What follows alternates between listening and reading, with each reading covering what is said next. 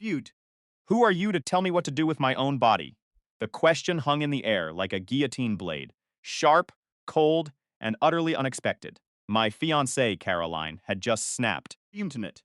her voice cutting through the warmth of my parents' dining room. I was just joking about future kids, thinking it was a cute, normal part of our future. 3 weeks later, I delivered my final answer. Grab your popcorn, folks. This stories is a wild ride. I am Brian, 29 years old, and I am here to tell you how 3 years of my life went up in smoke in a single night. I met Caroline for Ephrus's housewarming party 3 years ago. Vent. We instantly bonded over our mutual hatred for small talk and those pretentious, overpriced appetizers. For the next 3 years, we were that couple, the ones people pointed at. The ones who were proof that love wasn't just a fairy tale. We were on the same page about everything. Career goals, where to live, and yes, even children. We talked about having 2 kids, Fing Fang. likely starting in our early 30s when we had better savings and more stability. But, looking back, there were strange moments regarding the topic of children. If a friend announced a pregnancy, Caroline would offer a tight, Few smile. then immediately go silent. Whenever I tried to get specific about timelines, she would pivot the conversation back to how we had plenty of time. I interpreted it as being practical and focused. Dead wrong. We even had a running joke about naming our future son after my dad's childhood golden retriever, Chester. She would pretend to be horrified, and I would pretend to be stubborn. You would Argue over it at breakfast, like it was a genuine disagreement. Both of us stifling laughter. It was our thing, a small, beautiful shorthand for our life together. Yusham. Sunday mornings were reserved for a diner near our place, where the waitress knew our order before we even sat down. Eggs over easy for me, avocado toast for her, and bottomless coffee. Thursday nights were for movies, alternating who got to pick with strict veto power against puppets or gore. We shared a color-coded calendar that she designed, and I had finally learned to navigate. We spoke in a language only we understood. From years of studying each other's rhythms and moods. 8 months ago, I finally proposed. I had been saving for that ring for an entire year, taking extra shifts at the distribution center, where I worked as an operations supervisor. I pulled 14-hour days during peak season, working Saturdays while my friends were at barbecues. Yeah. I told Caroline I was helping a friend move or catching up on paperwork, and she never doubted me. She trusted me, and I trusted her with my life. Finken. The ring was an $8,000 Investmenta round-cut diamond on a platinum band. I wanted her to look at it 50 years from now and feel that same magic. I proposed at Martin Ellis. Cozy little spot where we had our third date. Sal, the owner, had watched us grow together for years, and he actually teared up when I asked if I could pop the question there. Caroline cried. Sal brought out free tiramisu, Fict. and everything felt perfectly, undeniably certain. Her parents were ecstatic, her mom practically shrieking with joy over the phone. My parents were just as thrilled when we drove over the next morning to tell them in person. We started planning immediately, fueled by the excitement of a shared future. We were a dream team. Spreadsheets, budgets, divided responsibilities. By the time the dinner at my parents' house rolled around, We had put down $12,000 in deposits. we booked a beautiful venue for next Octobera converted barn outside the city. Catering was locked in, the photographer was confirmed, and the DJ was a friend's connection. Thing. Everything was in my name because my credit score was higher, but we didn't keep score. We were partners.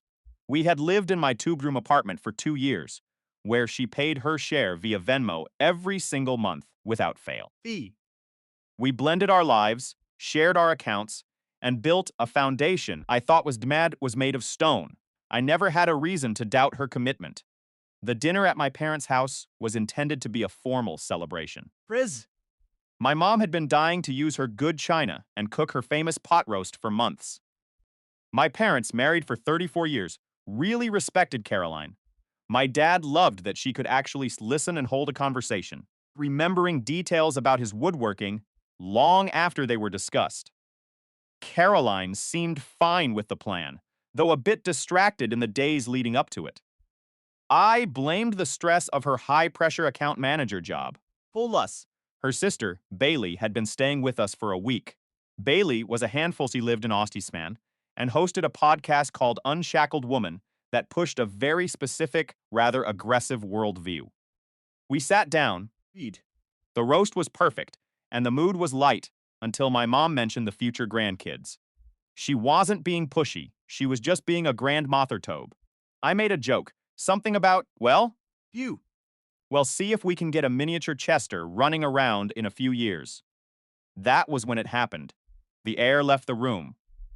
Caroline slammed her fork down, her face contorting into something I didn't recognize. From who are you to decide what I do with my body? She snapped, her voice echoing off the walls. My parents froze their forks halfway to their mouths. I just meant I started confused. You don't get to decide that, she hissed. Thing. Her eyes darting to Bailey, who was smirking from across the table. I don't think I'm ever going to have kids, Brian, and frankly, I'm tired of you pretending otherwise. I sat there, stunned, while Bailey leaned back, Beamingly enjoying the wreckage. We talked about this, Caroline, I said softly, trying to de-escalate. No, you talked about it, she corrected me, her voice cold. I just didn't want to ruin your little fantasy. Parents were silent, mortified. I realized then that she hadn't just been stressed by work, she had been acting a part. As the night progressed, it became clear this wasn't about the kids. Speak. It was about a lifestyle she no longer wanted, influenced heavily by her sister's rhetoric. 3 weeks later, I sat her down. You're right, I said, handing her a folder. She looked at me, confused. Fremsen. I can't decide what you do with your body, and you certainly can't decide to live a life you clearly resent with me. I had canceled every contract, pulled my deposits, and contacted the venue. What is this? She whispered, Voice. trembling for the first time. It's the end of our lease, the cancellation of the wedding, and the return of your ring, I replied, standing up. You think you're so unshackled? I asked, looking her dead in the eye. Free then. But you won't be doing it here. The look on her face, when she realized I wasn't pleading, but finalizing was the final emotional pivot. She tried to scramble back, Fuse it. talking about how she was just influenced and stressed, but the mask was off. I stayed calm, collected and firm. I walked away from the engagement, the wedding, and the woman I thought I knew. Justice felt like cold. Clear air. In my lungs. I didn't lose 3 years. I gained a lifetime of clarity. And as I closed the door on our apartment that last time, I didn't feel broken. I felt exactly like a man who had just dodged a bullet. Sometimes the truth hurts. But it is the only thing that sets you truly free. The past week had been a slow-motion car crash, though I was too blind to see the wreckage until the very end. My sister-in-law, Bailey, Big. was what my father used to call a piece of work. She lived in Austin, broadcasting a podcast titled Unshackled Woman to 40,000 followers, who lived for her brand of radical, unfiltered cynicism. Her doctrine was simple. Fuse. Marriage was a prison for the soul, and motherhood was merely a government-sanctioned career killer.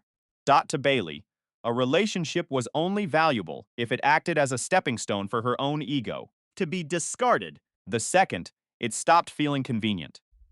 I never hated Bailey, but being around her felt like running a marathon in combat boots. Every time we sat down to eat, Vent. having dinner, she was workshopping content for her next episode. 2 years ago, when we first met, she tried to record me without consent, hoping to capture some toxic patriarchal reaction to her setting boundaries. He pulled her. I told her no, but she posted about me anyway, painting me as a textbook narcissist to keep her followers engaged. That should have been my first red flag. But I was too busy trying to keep the peace. The week before our big family dinner, Bailey crashed on our couch, turning our home into a production studio. I'd come home from work to find her and my fiancée, Caroline, huddled in whispers, the air thick with secrets that evaporated. The moment I entered the room, Bailey would be clutching her phone, recording snippets of our lives, often muttering, "This is exactly what I mean," before falling silent when she saw me. Figsy gapped. I brushed it off as sisterly bonding, even when she gave me that chilling, lingering look on her way out the door, telling me to take care of myself like I was standing on the edge of a cliff. The night of the dinner, My parents' house. A 45-minute trek through the suburbs. walking into that home felt like stepping back into my childhood, the scent of pot roast, the lemon polish on the table, Patient. and the books still shelved exactly where I left them in middle school. For the first 90 minutes, the facade of a perfect family dinner held strong. We laughed. My dad cracked jokes about my abysmal Little League career, Thanked. and Caroline actually seemed to be enjoying herself. Then, the trap sprung. My mother, with nothing but warmth and curiosity, asked about the future, specifically about the possibility of grandchildren. It wasn't a demand, it was the soft, hopeful dreaming of a woman who just wanted to love a new generation. I made a lighthearted, offhand comment about how one day we'd need a bigger house. Filler sentence. I'd used a dozen times before. The atmosphere in the room shifted so violently, I felt the air pressure drop. Caroline's smile didn't just fade, it vanished, replaced by an icy, robotic expression. Method. She set her down with a metallic clink that sounded like a gunshot in the silence of the dining room. I never planned on being a mother, she said, her voice completely devoid of the warmth she'd been faking for the last hour. Eugen. And I'd really appreciate it if you all stopped acting like that's part of my agenda. My mother froze, her hands hovering over her plate, eyes wide with confusion and hurt. My father slowly laid his fork down, Faced. his face hardening. As he looked at this woman he thought he knew, I looked at Caroline, trying to bridge the gap between the woman I loved and the stranger currently dismantling my family's peace. Caroline, I said softly. Think you're overreacting. We were just talking. She turned to me, her eyes burning with a sudden sharp malice. We never agreed on that, Brian, she snapped. You just assumed like everyone else. My body, Fiend at. my life, I'm not an incubator for your family's expectations. It was as if Shed slapped me across the face in front of the people who raised me. She wasn't talking to me. She was performing for an audience only she could see. Reciting the scripts. Shed spent all week absorbing from Bailey. Caroline, I started again, my voice shaking with disbelief. You told me you wanted children. You told me we were building a future together. She leaned in, Second. her voice dropping to a whisper that cut through the room like a razor. I said what I had to say to make you stop pushing. That's what women do when they're trapped by their partners. We perform. The room went deathly quiet. Moment. The entire foundation of our 3-year relationship turned to dust. I looked at her, East. realizing she hadn't just been lying to my parents, been living a lie with me to keep her autonomy while I was footing the bills for a life she clearly despised. I slowly stood up, placing my napkin on the table. Think we should go. I said, my voice strangely steady, as if I'd already detached myself from the scene. I thanked my parents for the dinner, ignoring the tears welling up in my mother's eyes. I walked to the door. First time. I didn't care if Caroline followed me. She trailed behind, silent, finally realizing the performance had reached its final act. I walked out into the cool night air, leaving the wreckage behind. For the first time in years, the only unshackled person in this situation was me. As I started the car, the silence between us wasn't just heavy, it was the sound of a life finally being reclaimed. She looked at me, Thing. waiting for me to beg, waiting for me to try to fix it. But I just put the car in gear. The nightmare was over, and the truth, no matter how painful, had finally set us both free. Pheasant.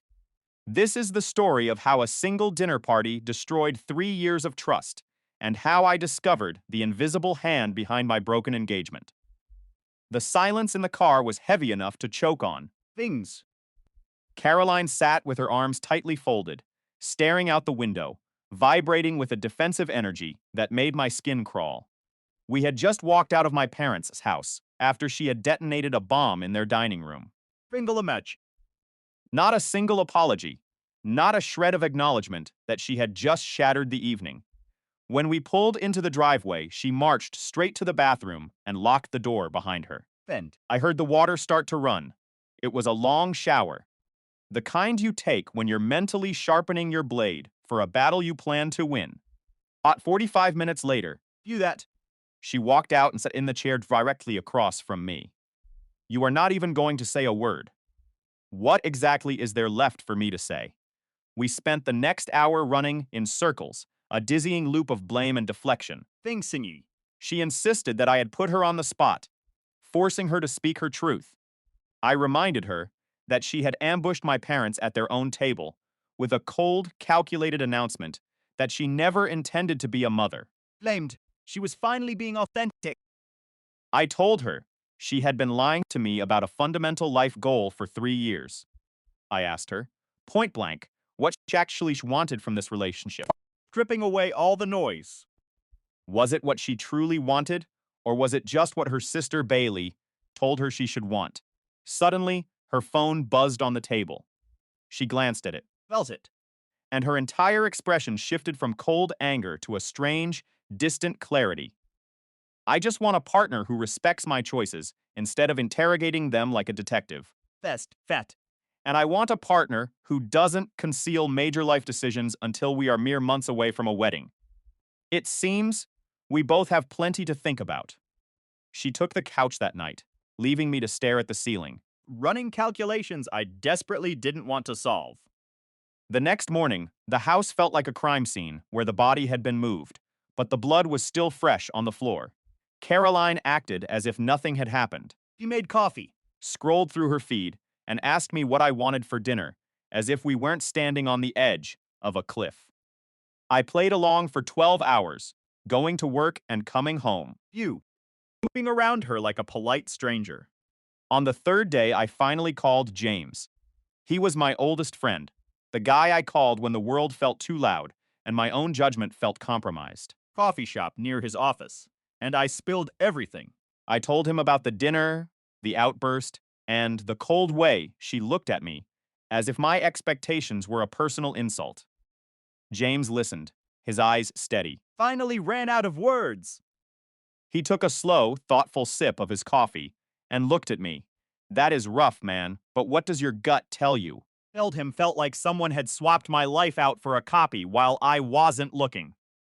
James nodded, his gaze sharpening. Her sister Bailey has been in town for a week, right? He wondered. Realized then that the timing wasn't a coincidence. Everything had shifted the moment that woman entered our home.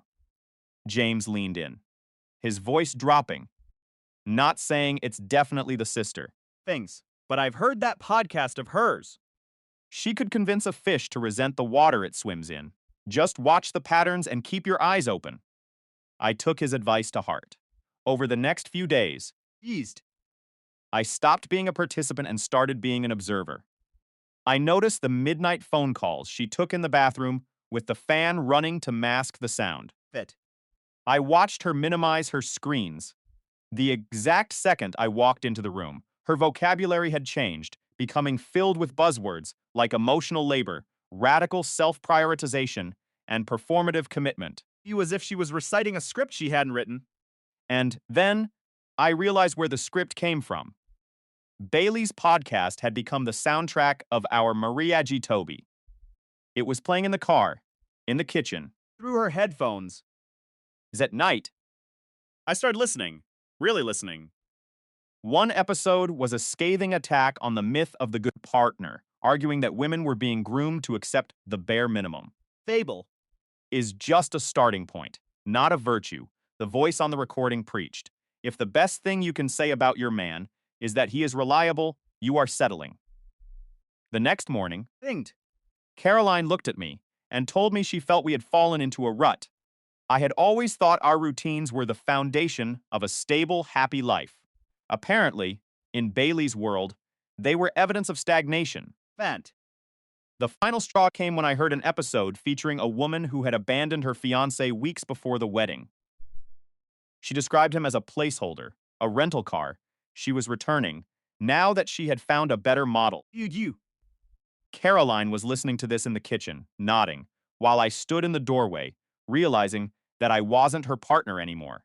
I was just the furniture she was planning to move out before the new life began. The emotional switch flipped in me, and for the first time, the pain was replaced by a sharp, cold clarity. She wanted a new life, and it was time I stopped playing the part of the convenient stableman who didn't exist. Fint. I walked into the kitchen, turned off the speaker, and looked her in the eyes. I think I'm done with the podcast, Caroline, and I think I'm done with the relationship too. She looked shocked, Thing. probably because she expected me to keep trying to prove my worth to her. She didn't know that when you stop centering your life around someone who doesn't want you there, the world suddenly opens up again. Patience. I walked out of the house that morning, and for the first time in months, I could breathe. The justice wasn't in winning the argument. The justice was in realizing I didn't need to be part of her performance anymore. Felon. The silence in our apartment used to be a comfort, a shared space where Caroline and I could exist without the need for constant chatter. But lately, the silence felt heavy, Feet. layered with things left unsaid, and secrets being carefully constructed in the shadows. It started with a subtle shift in her language, YouTube. a way of describing our life that felt like she was narrating a documentary about a couple she barely knew. She began speaking about me to her friends as if I were a reliable piece of furniture, Fee.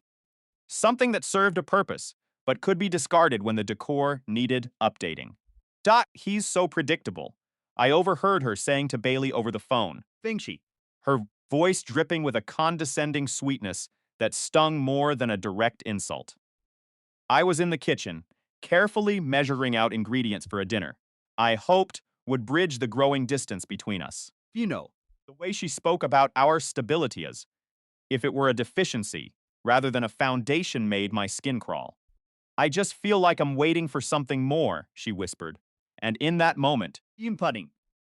the man I thought I knew in her eyes vanished entirely.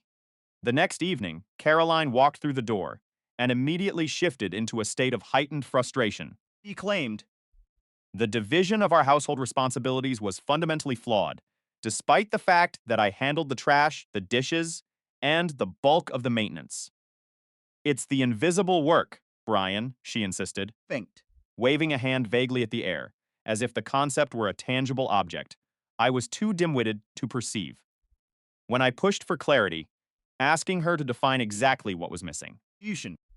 she retreated behind the shield of emotional labor, a buzzword she used to shut down any rational conversation. I spent that night staring at our shared digital calendar, searching for the gaps she claimed existed. Fute. I found nothing but my own attempts to keep us connected, while her entries were becoming increasingly sparse. But the podcast she listened to incessantly during this period focused on financial autonomy, You joke. preaching that joint accounts were chains of oppression. Within 48 hours, she demanded we dismantle the financial life we had built together, Fat. insisting on individual Venmo transfers for every single grocery run and utility bill.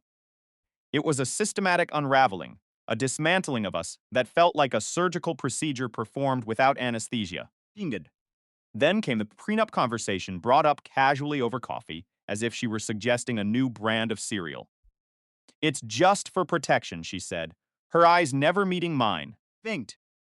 as if the very act of looking at me might reveal the guilt festering underneath. The engagement ring disappeared from her finger, Figgy. replaced by a convenient excuse about skin sensitivity, a ring she had worn proudly for nearly a year without a single complaint. Our physical intimacy evaporated, replaced by the stiff, From. polite gestures of roommates who were barely tolerating one another. Every time I reached for her hand, she found a reason to move, a chore to perform, a distraction to embrace.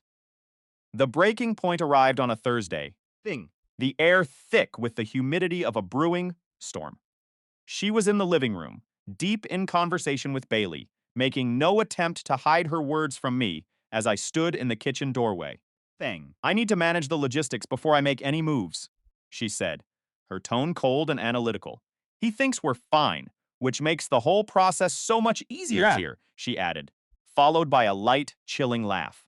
I stood there, You'd. paralyzed, watching the pasta water boil over, the heat of the stove nothing compared to the cold realization washing over me. She wasn't just leaving, she was executing a strategy. You. A calculated departure that had been in motion for weeks. I decided, then and there, that I would no longer be a pawn in her game of silent exits. The first piece of the puzzle fell into place by sheer, Figged. cruel coincidence a week later. I was working remotely when Caroline asked me to retrieve her iPad from the nightstand so she could look up a recipe. As I picked it up, Fig screen. the screen ignited with a text notification from Bailey that stopped my heart in its tracks. Did you reschedule the follow-up? The message read, 6 weeks post-procedure is standard for the check-in. I stood there, Bet. the device burning my palm. The words repeating in my mind until they lost their meaning. Post-procedure, 6 weeks. I handed her the iPad with a steady hand, watching for a flicker of recognition. Fine. That she knew I had seen it, she took it. Her smile thin and performative. And for the first time, I saw the mask slip just enough to reveal the stranger beneath. I began to calculate. Figjute. Tracing back the timeline of our intimacy, the unexplained doctor's appointments, and the sudden shift in her behavior. The second blow came from Rosa, a woman who had been a fixture in our circle since our college days. Being. She met me at a cafe, her face a mask of nervous energy, her hands trembling as she reached for her coffee. I don't know how to tell you this, Brian, she began, pushing a screenshot across the wooden table. It was a group chat. You. A digital sewer where Caroline's true thoughts were spilled out for her friends to dissect. Brian is great on paper, mate, but unsettling. Caroline had written, the words sharp enough to cut through the noise in my head. Then, Famousy.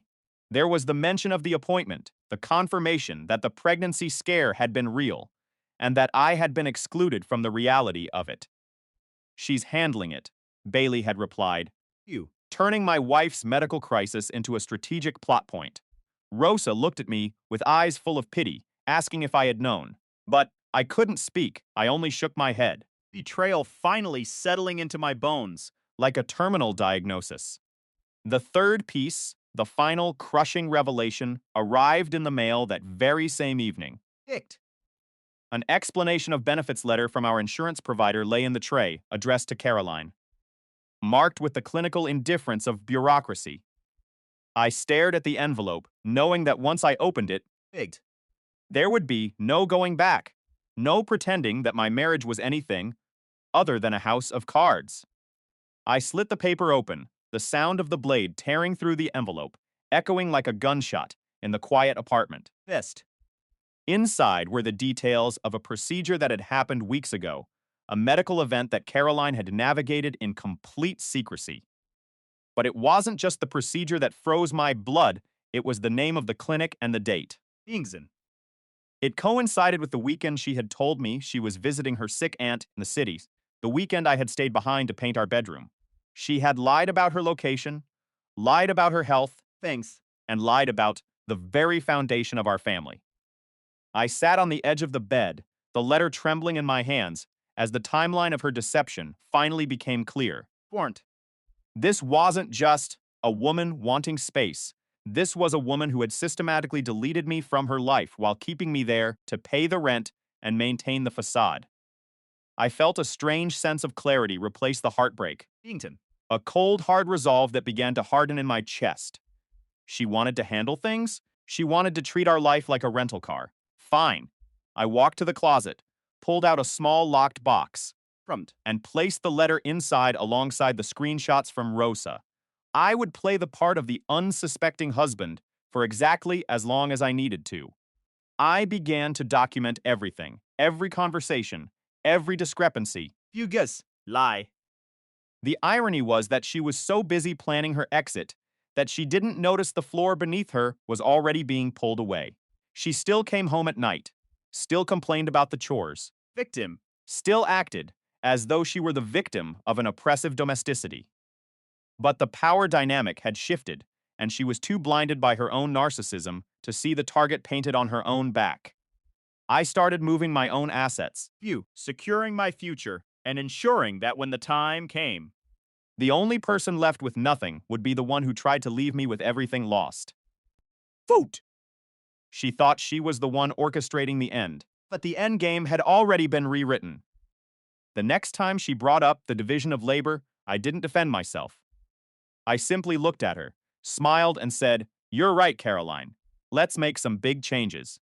The look of genuine surprise on her face Was almost worth the pain of the last 3 months. She had no idea that the safe option had just become the most dangerous person she had ever underestimated. The trap was set, the evidence was cataloged. and I was finally ready to let the truth do what it does best: burn everything to the ground. I watched her walk into the bedroom, Viewed. completely unaware that the life she thought she was leaving was already gone. Tomorrow would be different. Tomorrow, the narrative would be mine, and for the first time in years, I felt entirely, terrifyingly free. Following is a dramatic storytelling script. Designed for a YouTube narrative format. I always thought that a house becomes a home because of the people living inside it. Dot. I was wrong. Faced. A home is just a collection of walls and furniture. It's the secrets buried beneath the floorboards that eventually bring the roof crashing down. I sat there staring at a white envelope, Thinking. the kind that usually brings boring insurance updates or billing statements, but this one was different. The name on the front was Hearst Carolyn. Dot, the provider was a clinic I didn't recognize, E. and the line item under service description turned my blood into ice. Pregnant. She hadn't just been pregnant, she had ended it without saying a single word to me. I sat on the couch until 2 a.m. Surrounded by the suffocating silence of our living room. My hands were shaking, not from anger, but from a cold, hollow realization. I believe in a woman's right to choose, I still do. If she had come to me, You. if she had cried in my arms and told me she wasn't ready, I would have held her. We would have navigated that storm together.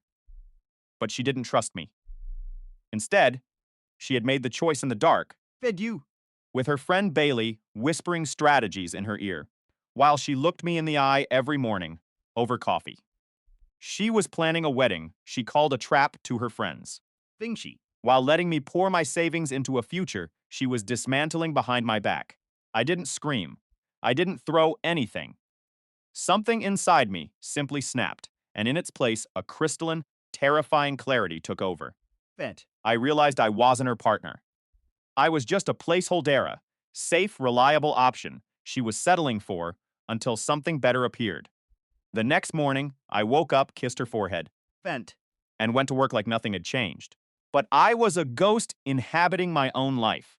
I spent that week systematically deleting our future. I handled the wedding vendors, one by one. Like a man clearing a path through a jungle. The venue coordinator, a woman named Samantha, picked up on the third ring. "I need to cancel the booking for next October," I said, my voice steady. "Oh, am so sorry to hear that." You replied. "The engagement is over," I stated. There was a pause, and then the shift in her tone from corporate to human. "I've been there, Brian. It does get better." Finction. She helped me recoup $3,000 of the $5,000 deposit.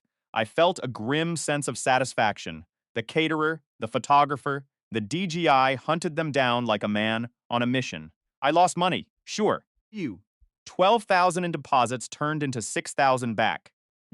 But it was cheap tuition for the lesson I just learned.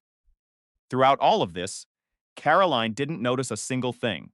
She was permanently glued to her screen, You. lost in her podcasts and those endless, cryptic text threads with Bailey. We were like two strangers sharing a lease, moving in and out of the same rooms without ever touching. Then, on Friday night, Phone. my phone buzzed with an unknown number. I stared at the screen, my heart hammering against my ribs. "Hey, this is Bailey." You. The woman who had coached my fiancé through a secret abortion and a fake engagement was finally breaking the silence. I knew then that the final act was about to begin. I didn't reply to Bailey. Instead, Finsting. I waited until Caroline went to her book club meeting, which I knew was just code for a night out with the girls. I went into our bedroom and opened her laptop. I didn't have to search hard. There, in the browser, You now were her. Messages. I read the text between her and Bailey. They weren't just talking about the abortion. You dead. They were laughing about how much money they could squeeze out of me for the wedding before she finally dumped me at the altar. "He's such a boring provider," Bailey had typed just 2 days ago. Hell. Pay for everything until the very last second. Just keep 'em on the hook. I wasn't just a placeholder. I was the mark. I didn't confront her that night either. I didn't have to. I packed my things quietly. The engagement. Ring the $8,000 tuition fee on the kitchen counter. Next to a printed copy of the cancellation notices from the vendors. When she came home that night, the house was silent. She walked into the kitchen, saw the receipts, and saw that the fridge was empty of all my belongings. Dot! She called me. She screamed. She wept. She played the victims. She even tried to threaten me with legal action. I didn't say a word. I simply sent her a screenshot of the text conversation I had found on her laptop, and then I blocked her number. I moved into a small apartment the next day. I am finally free. Sometimes, Think. the weddings that never happen are the luckiest ones of all. It took me 3 years to realize the truth, but it only took 1 week to cut the chains. I am finally sleeping through the night, and for the first time in years, Fen, the house I live in actually feels like a home. justice isn't always a courtroom. Sometimes, it's just the quiet, firm sound of a door locking from the inside, leaving the ghosts of your past exactly where they belong, outside. You that. The air in our apartment felt heavy, like the silent countdown before a storm. We were living in the same space, but we were miles apart, just two ghosts haunting the same hallways. On a Friday night, Buzzed with an unknown number. "Hey, this is Bailey. Caroline says you've been acting distant lately. I think we should talk. I'm in town this weekend." I stared at the screen. You. The silence of the room answered for me. I knew she wouldn't just go away. To people like them, everything is potential content, and content doesn't just knock once. Saturday morning arrived with clear, mocking skies. Thing. I made my coffee, sat at the kitchen table, and waited. Caroline shuffled into the room around 10:30, her eyes glued to her phone, completely bypassing me. "Bailey is coming over in a bit," she said, her voice hollow. It's some sister stuff. Do you mind giving us some space for a couple of hours? I took a slow sip of my coffee, feeling the bitterness on my tongue. "Actually," I replied, my voice steady. Need to talk to you about something important. And honestly, Bailey should probably hear it too. She looked up then, and for a split second, something flickered in the depths of her eyes, a tiny spark of alarm. Find of. Something are you talking about? "Sit down, Caroline." She didn't move. "You're starting to scare me, Brian. Sit down." She obeyed, moving slowly, as if the air around her had turned to lead. Vickies. I took a deep breath, grounding myself, keeping my tone perfectly level. I know about the procedure. 6 weeks ago, the color drained from her face, leaving her ghost white. Ease you. I saw the notification on your iPad when you asked me to grab it for you, and the insurance paperwork arrived shortly after that. She stared at me, her lips parted, but no sound came out. You were snooping through my things. Fed firmly. The statement came to the apartment. I didn't go hunting for it. It was just there. Suddenly, the buzzer rang. Bailey. The timing was almost cinematic. "Let her in," I instructed. She needs to hear this, too. Caroline walked to the intercom like she was dragging her feet through deep water. A minute later, Bailey burst through the door, her shoulder bag swinging and her phone already held high, Camera angle preset. as if she were documenting a crime scene. "What is going on here?" Bailey demanded, her eyes darting between us. "Caroline, you look like you've seen a ghost. What did he do to you?"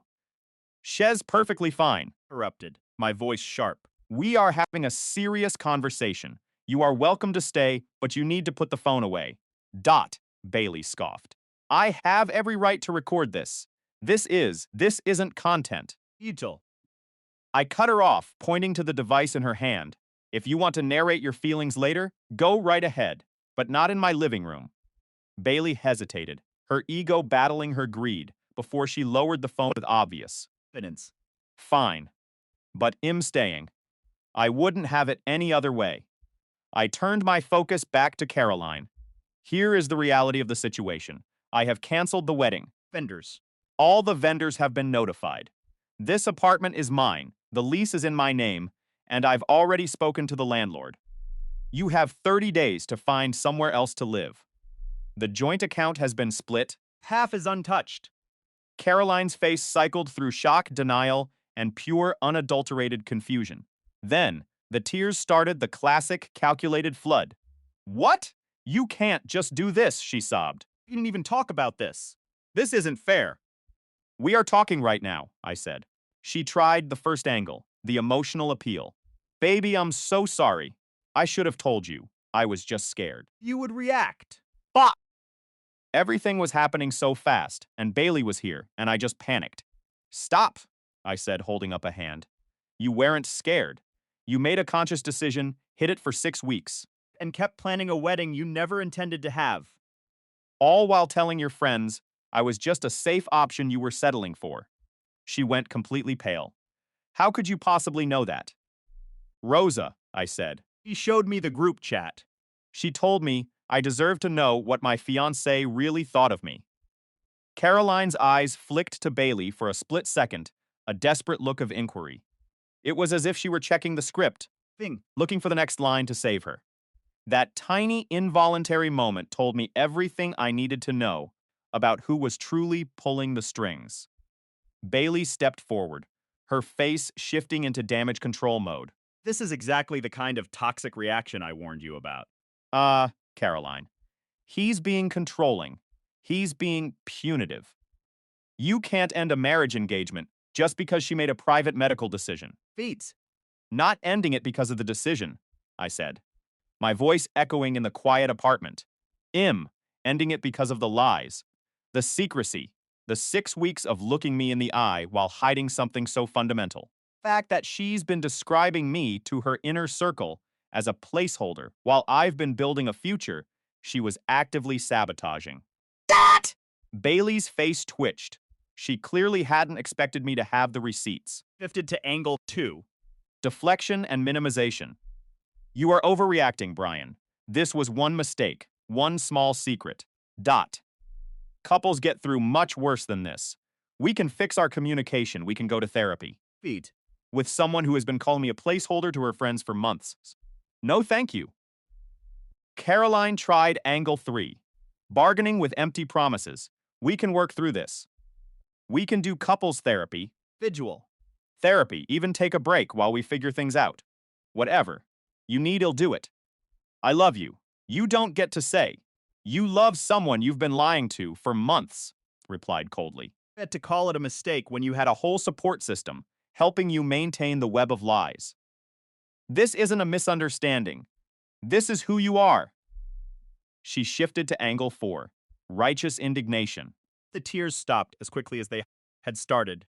You know what? She spat. Maybe I did settle. Maybe you're exactly as boring and controlling as Bailey said you were. Ended. This months ago. Instead of trying to make your pathetic life work. Maybe you should have, I agreed. But you didn't. You stuck around while I paid for every single wedding deposit? Planned a future you were actively undermining. That isn't settling, Caroline. That is using someone.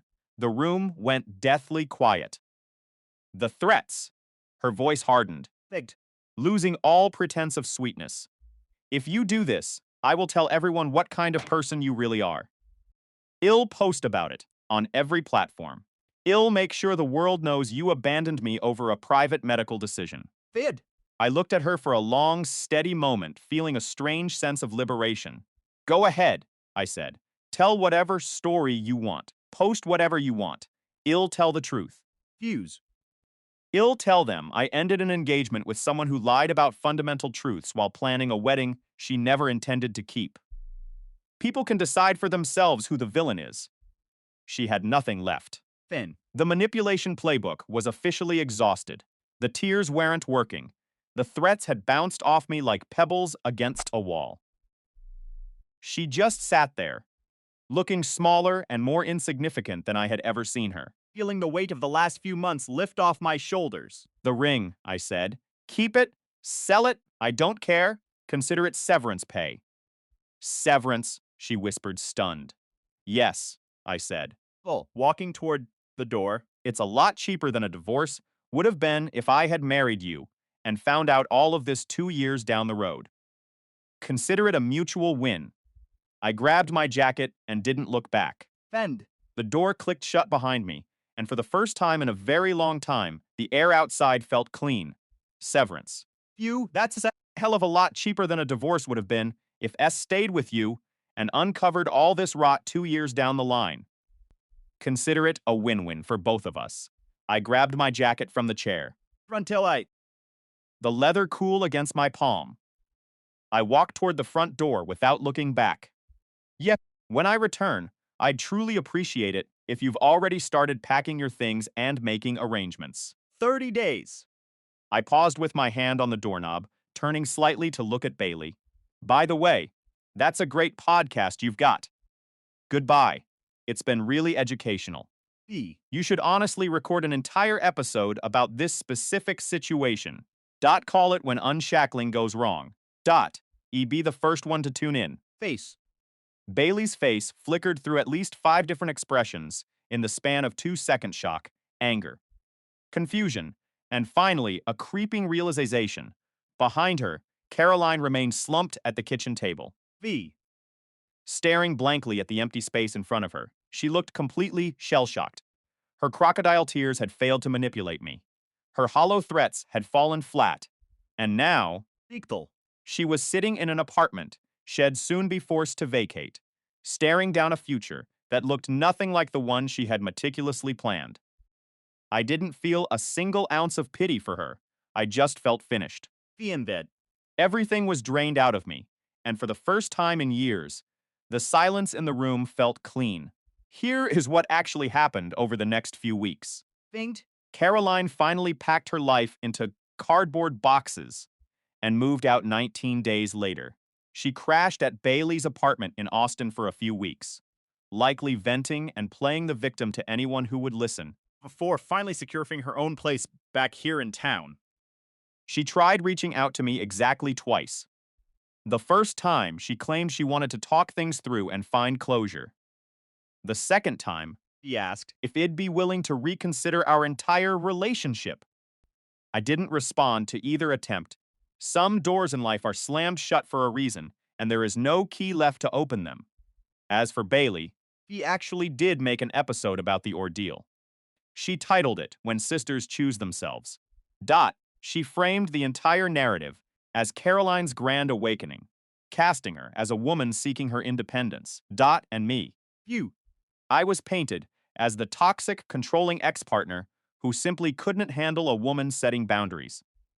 The episode got about 200 comments within the first 24 hours. Fashion. Most of them were women writing long paragraphs about how Caroline had dodged a bullet. A few were guy strangers who clearly understood the subtext saying, I had actually dodged a tactical missile. Untild. Take those odds any day of the week. Guys, we are so incredibly close to hitting that 100,000 subscriber milestone on this channel. If you haven't hit that subscribe button yet, please consider doing so right now. Really helps us. Reach that 100,000 mark and keep this community growing. Thanks for helping make this dream come true, and I'll see you in the next one.